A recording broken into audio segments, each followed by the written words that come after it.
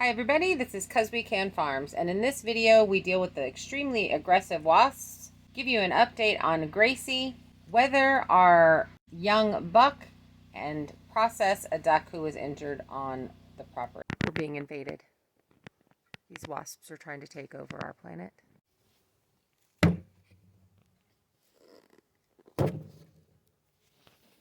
I am playing around. We got us some boric acid. Apparently you can take apple cider vinegar and mix with boric acid. They drink it, they take it back to their little nest, they regurgitate it for everybody else, and they all die. So we're trying this. There was another thing that said you could use a can of tuna, but I'm not willing to give up a can of tuna yet. You put the boric acid in, you mix it with the vinegar.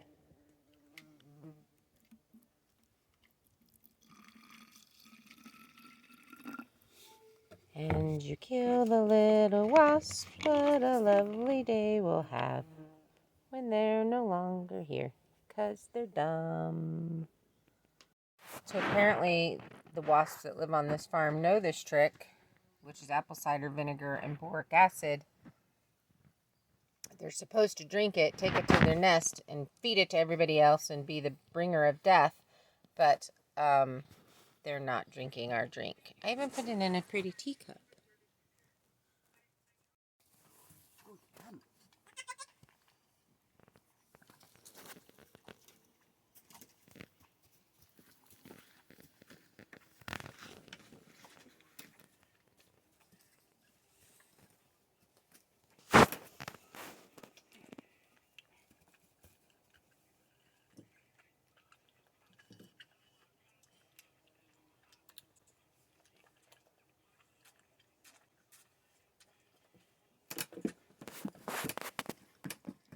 What are you doing?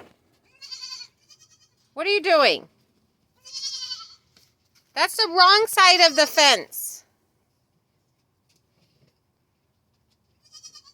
Don't ignore me. What are you doing?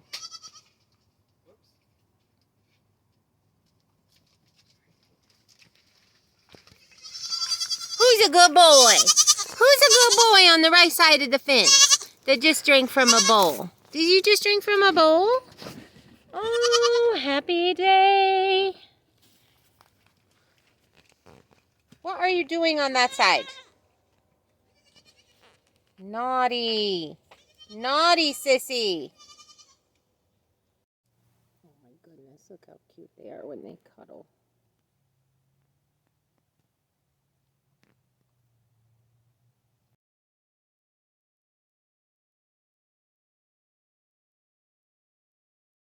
Coming out here to check on Gracie this morning. Oh, there she is. Hi, Grace. How you doing? Hey, Allegra. See if she'll... Whew, it's a hike.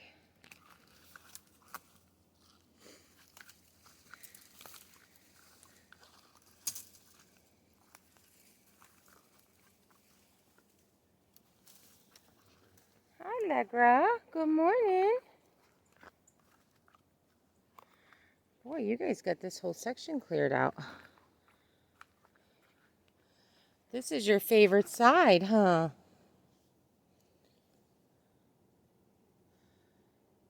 Did I find you?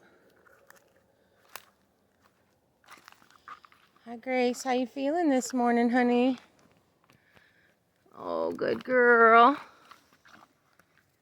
Still trying to get that to move.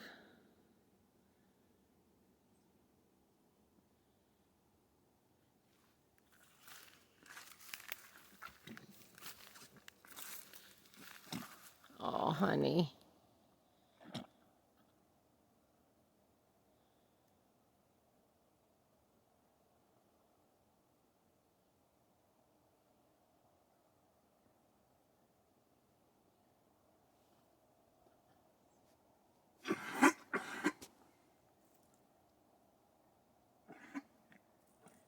There you go.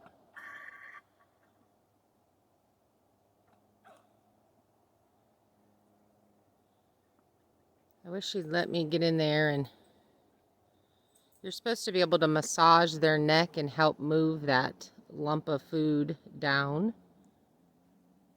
But she just gets upset and starts taking off, and I don't feel like running her is a good idea.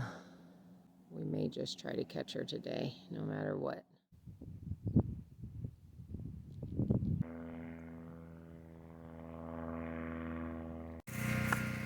So, best news ever.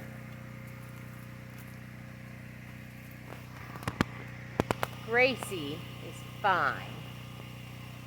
It took her a while and I was really worried, but she got that coughed up.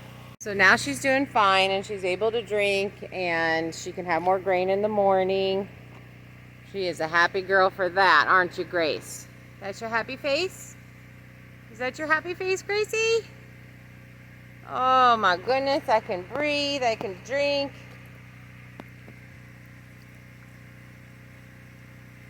Oh, pretty girl.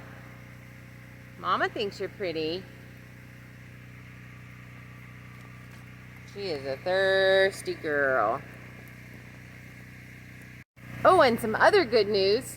Janet, the duck with the bad leg, was walking tonight. So, good day all the way around. Good night, everybody. Good night, Gracie.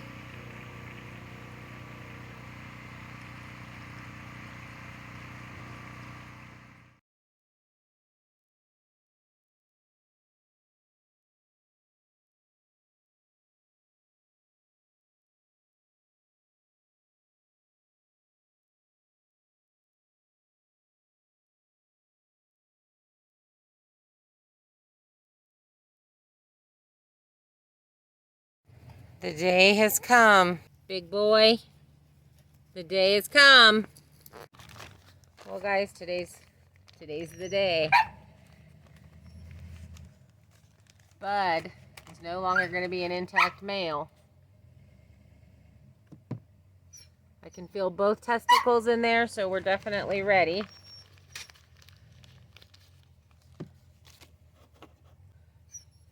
This is the tool that you use. These are the rubber bands that you use. Like, have to duck down. Hi, bud. You may not be my friend here in a minute. You just slipped the band onto here. Just roll it up on there. It's really easy. And then when you clamp down, that opens it up so that you can slip it over his testicles. So it's very simple.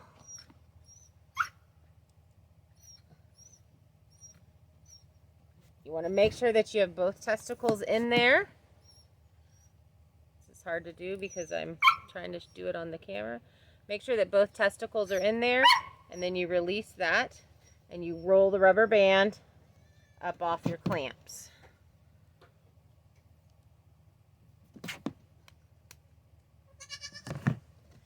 And then as you can see, the rubber band's on there. There's both testicles are down in there.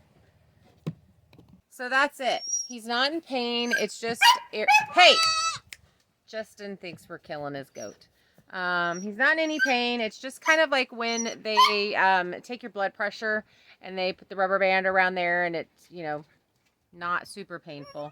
It's just uncomfortable. Everything falls asleep, and then the blood stops going to the testicles and they fall off. And then your buck is no longer intact male, and you don't have to worry about him breeding his sister. His horns are actually coming through too, so he likes having those scratched. But see, now he's no longer in any discomfort or anything like that. So we'll put him back in with his sister, and you'll get to see how he walks around.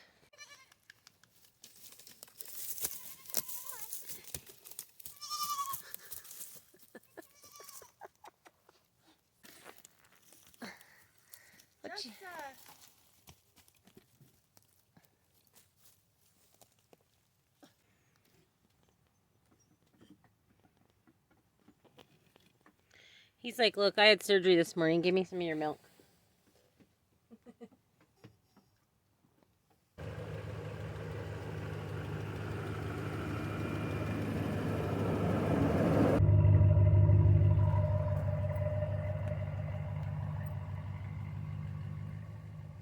Okay, so here's what we're doing now.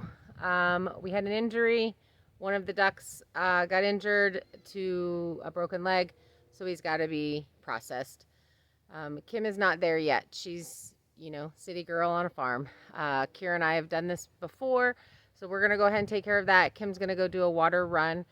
We already got the goat neutered, so this is the next thing for today. This has been a hard morning for us, and I think we'll process it and we'll talk about it a little bit later, but right now we've got to deal with this duck so he's not sitting there. And I'm going to take you along for the process. So warning from here on out, this is a duck processing video. This duck is, let's see, I got them on June 21st, and today is July 30th. So this is not an age that you would normally process. This is quite a bit younger. We are not going to be plucking. We are going to be skinning this duck, and I'll figure out the exact age. We also don't have a way of weighing this duck. He is the largest duck in our group. In previous videos, he has been pointed out as Arnold. We are actually very sad that this has happened, but this is homesteading life. This is what happens. Things happen. So accidents happen, and you got to just move on and deal with it. So he is the largest duck in our group. So we'll just see how much we get off of him. So we're going to go ahead and try to prepare an area so that we can get this processing done in the cleanest situation that we can. Mind you, this is not the most ideal situation. So if you don't want to watch from here, down in the description below will be some of the bullet points where you can skip this area and go on to directly to the next videoing that we do for the day. And you don't have to watch this particular thing, but you don't have to click out of the video. So go ahead and hit the description, look below.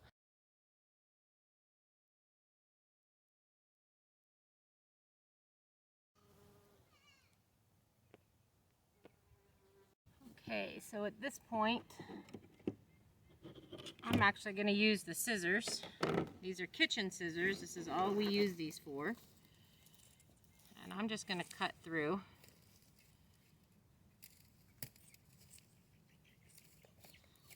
the skin. And what I'm trying to do is keep any of the yuck off of the meat. That's kind of why I like the scissors.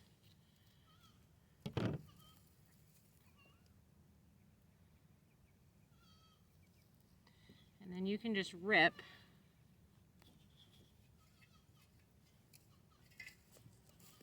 from that point.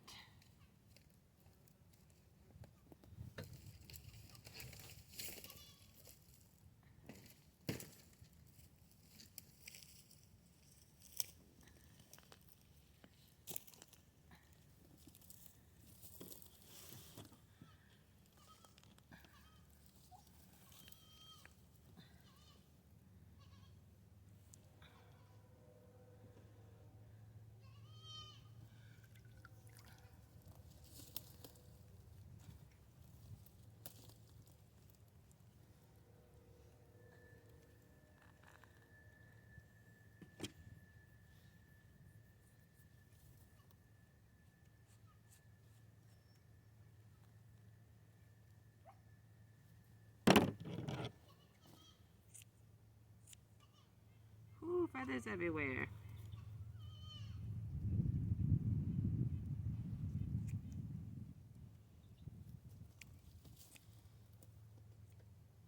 Now, because I feed my dogs a raw meat diet, they're going to get these feet, not the head, just because that part grosses me out.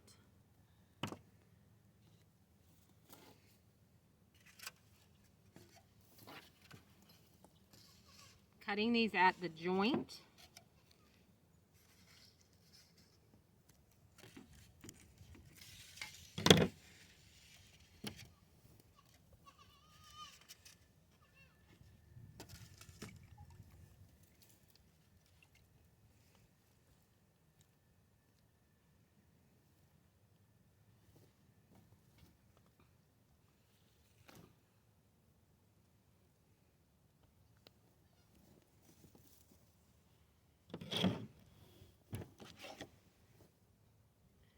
We don't have our knives sharpened. We don't have anything. We are literally not prepared for this. Pull the sheet.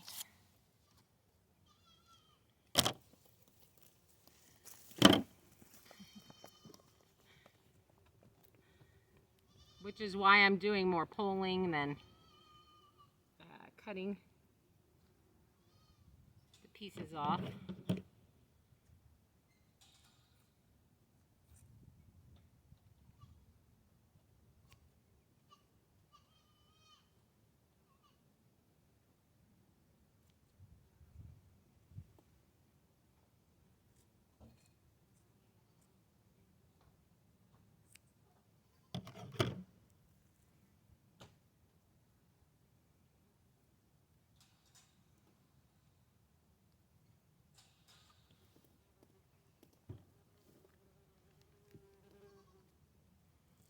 He got quite a bit of food this morning. That's what that is. That's breakfast. The dogs are going to get this neck.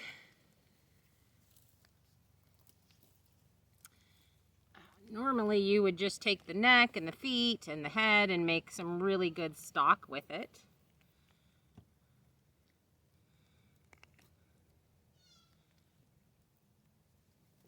That's a super dull knife. Oh, those don't even cut meat anymore, steak anymore. All right. Normally I just go buy a brand new, they're real cheap. Show the gray knife, please. They're pretty inexpensive. So I just go buy new ones and they're super sharp when you first get them. But right now it's very dull. So, lesson learned, keep something going. I'm not going to keep these wings either. They're going to go to the dogs. The skin's like really not very strong right now. It's pretty thin.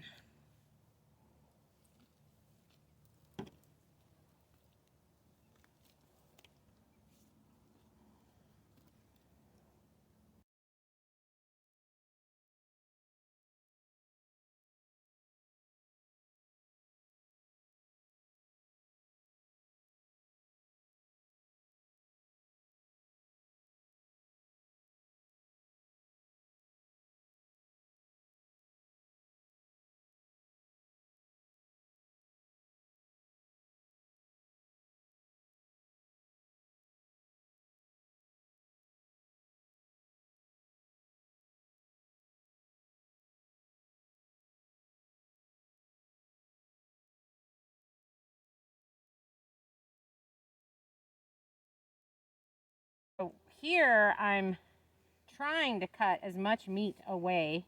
It's just this skin on the back is definitely more attached than anywhere else.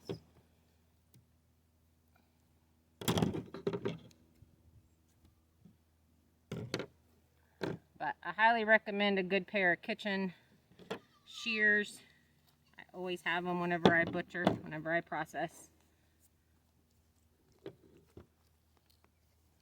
I'm losing quite a bit of meat on this leg.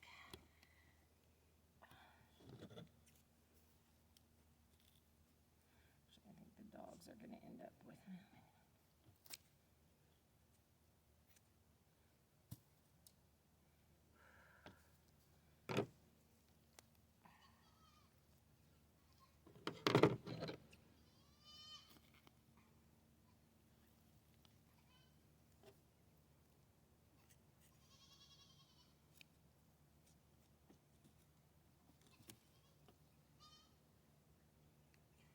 So this has been a real reminder to me that I need to have a butchering kit set up as soon as I have animals on my property, because these emergency butchers happen more than I would like to admit.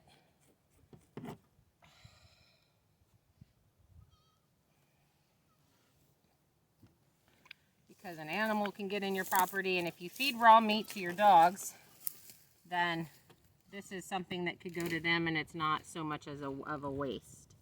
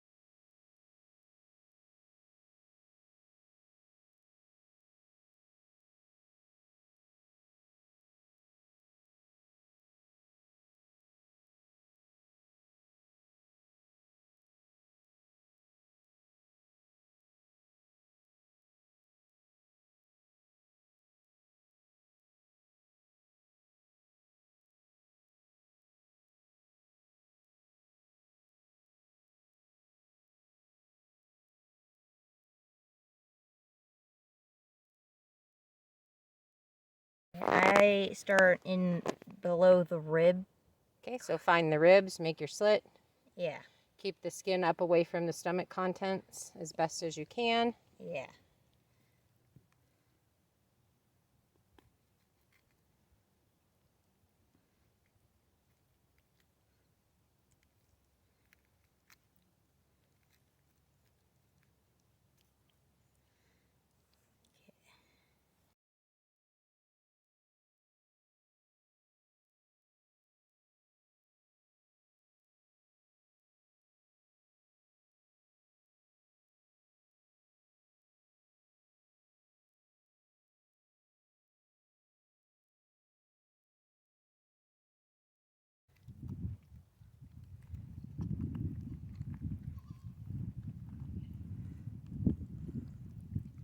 This is such a small bird, it's really hard.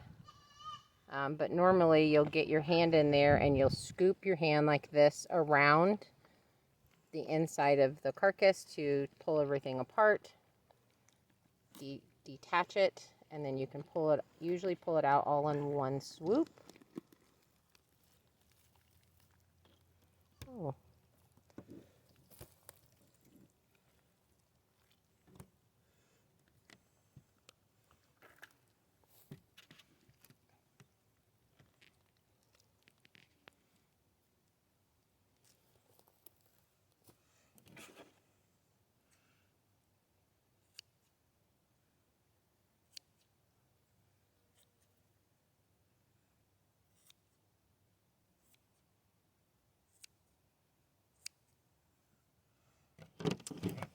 And then this is The heart. the heart.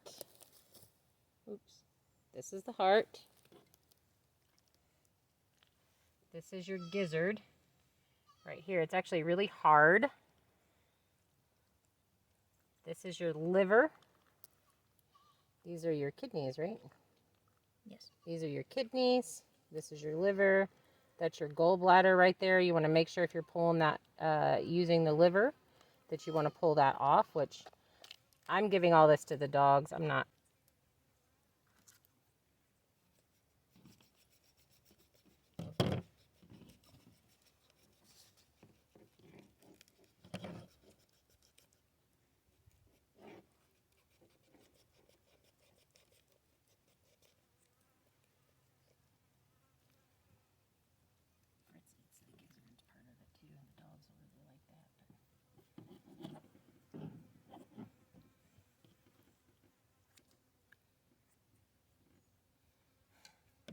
See, that's because they had so much food this morning,